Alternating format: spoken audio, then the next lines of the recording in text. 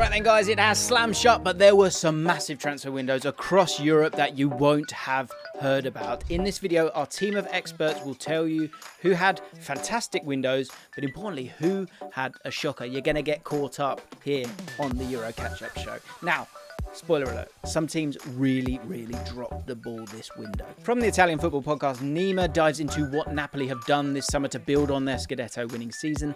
Nima also takes a look at why AC Milan are revolutionising before our very eyes this summer and how they've added something they've previously not had before with that Tonali money. And of course, how did Roma pull off their window with what they spent?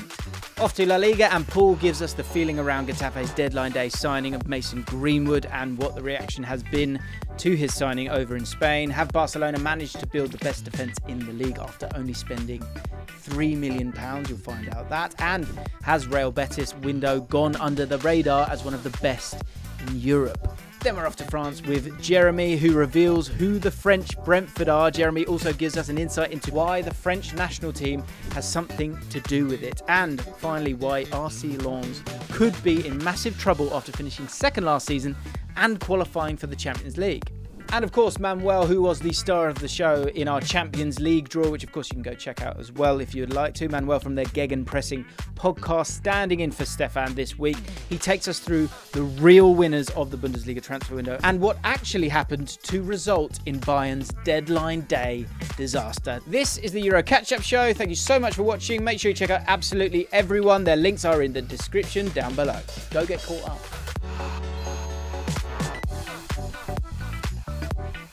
Ciao tutti, hi everybody, this is Niima from the Italian Football Podcast, and I'm here to give you 3 winners and a couple of losers from the summer's transfer window in Italy. Starting with the first one, no money, no problem, at least for Roma, who performed a miracle in the window with no real money and having to end the market on a profit, which they also did whilst improving their squad heavily. Aouar came in on a free transfer.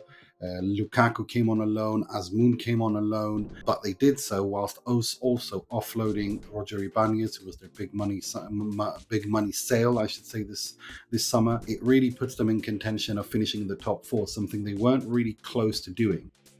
The second winners, or the joint second place, the Milanese revolution. Milan have sold Tonali, and they used that money and the Champions League prize money from last season, reaching the semi-final of last season, of course, in part by extending Rafael Leao's contract, which they did a couple of months ago, but they made a brilliant summer. They had a brilliant summer, I should say, rather, bringing in fantastic players that really suits their system. Reinders was unbelievable in the opening game against Bologna, and Christian Pulisic is what I predicted before the season started. He's going to be the first UN's men's national team player to become a huge star at an established historic club like AC Milan are. Across the city, or the Navigli, if you will see that Inter managed to do something that they haven't been able to do for a couple of seasons. Of course, reaching the Champions League final gave them lots of revenue,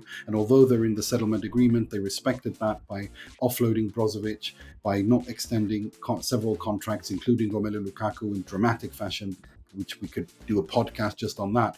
But overall, they ended on a ±0. The big sale, of course, was Andrea Onana and, of course, Marcelo Brozovic, but they also sold Robin Gosens and replaced every single one of those players, ending the summer transfer for ingoings and outgoings on a ±0. But more importantly, they extended the contracts of De Vrij, Çalhanoğlu, Alessandro Bastoni. The icing on the cake, or the ciliegina sulla torta, as they say in this part of the world, was Benjamin Pavard, a marquee signing, statement signing by Inter, the most expensive signing of the summer in the Serie A, replacing Milan Skriniar, who left on a free transfer, in the best way possible, because in my opinion, Benjamin Pavard suits Simone Inzaghi's system better than Milan Skriniar ever did. The summer of discontent for Napoli. The reigning champions, their summer was exemplified by losing the best centre-back in the world last season, if you ask me, in Kim Min-jae, and having to settle for a rookie in Nathan to replace him because they lost out on their main candidates to replace him. That's all we had time for this week. I'll be back next week to give you all the main talking points from the Serie A and Italy and Italian football and calcio, as we call it. Take care of yourselves and each other. Ciao, ciao.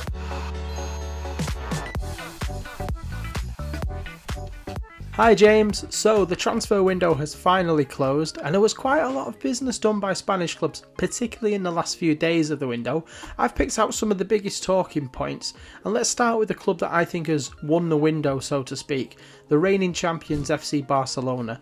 Now there's been ingoings and outgoings. The club has raised over €100 million through players going out the door, and they've only spent 3.4 million in transfer fees.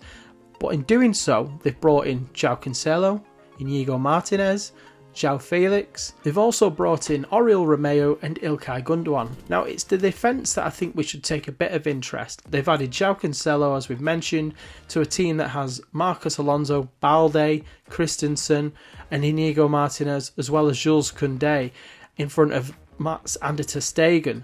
So could we say that on paper at least, Barcelona's budget has allowed them to build the best defence in the Liga?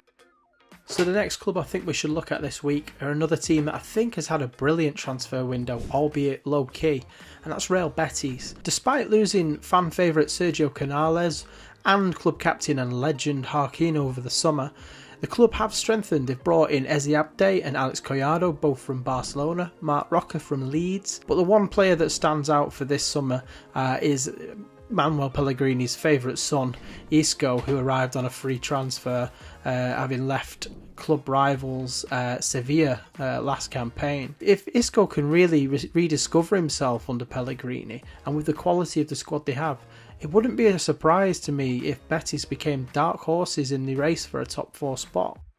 So we move on from talking about two clubs in a positive light when it comes to the transfer window to talking about a club in a negative sense. Getafe have confirmed the loan signing of Mason Greenwood from Manchester United, and it's a signing that shocked many in Spain and across Europe. Obviously, there's been the recent scandal involving the Spanish women's national team and the Spanish FA president Luis Rubiales. Getafe were one of the first clubs to condemn Rubiales and call for his dismissal. So for them to then turn around and sign Mason Greenwood has caused particular outrage from pretty much every corner in Spain, not least the Annabella Domestic Abuse Foundation, which has called for the club to reverse the decision. In a statement, they've said the club is setting a terrible example. Getafe executives should never have hired Mason Greenwood and should immediately overturn the decision. If you're a public-facing organisation like Getafe, there is no excuse to take a neutral stance on violence against women. You must take moral responsibility. Pretty cutting words. But it's not just the likes of the Annabella Foundation, it's also fans, both Getafe fans and non-Getafe fans, who are pretty outraged by the decision. So lastly, just one final piece of transfer window related news concerning La Liga is that Sergio Ramos, the legendary central defender, is going to return to Sevilla on a short-term contract. And he's back where it all began for him at senior level, hoping to end his career on a high in his native Sevilla. So it's certainly one for any La Liga fan to take an interest in, because he is a character and is guaranteed to get a few yellow cards along the way, if not a few on goals. That's all we've got time for though in regards to La Liga this week. Adios.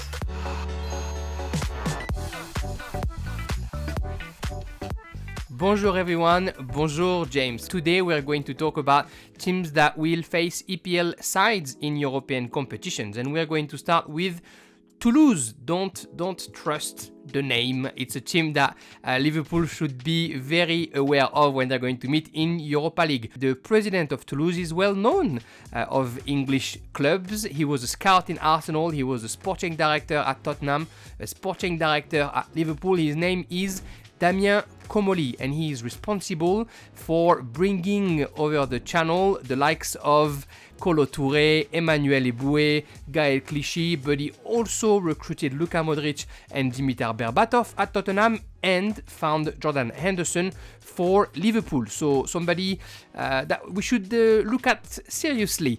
He is well known to trust data and analytics, and he said several times that at Toulouse, the recruitment relies heavily on advanced data and advanced statistics.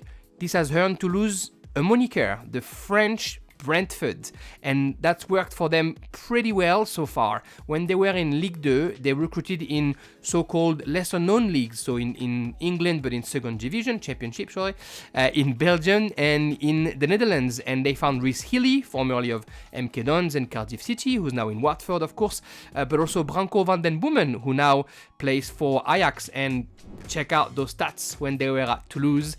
Really, really well found, and now they are up to brighter skies, maybe. Just for the fun of it, Liverpool will play their second game against Toulouse in Europa League on November 10th, and the following weekend they'll play against Brentford. So it looks like it'll be a data week for Jurgen Klopp and his squad. You know why Liverpool should be careful when they play Toulouse? Because Toulouse knows what the result was when Liverpool met Brentford in January, and they intend to do just as well.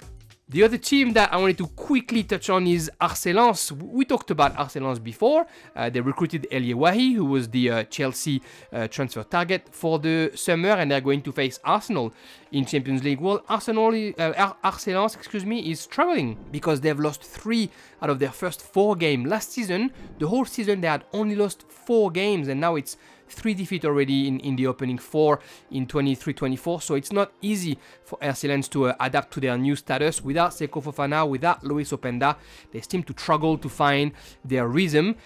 The international break is going to do Les Sangs et Or a world of good, and after that, they'll face Sevilla, they'll face PSV, and of course, they'll face Arsenal. Same thing though, don't underestimate the Frenchies. Last time Arsenal and Lens met in the Champions League, 1998, who came on top? Arcelans. I'm going to keep an eye on them and report after the international break, James. Merci. Au revoir.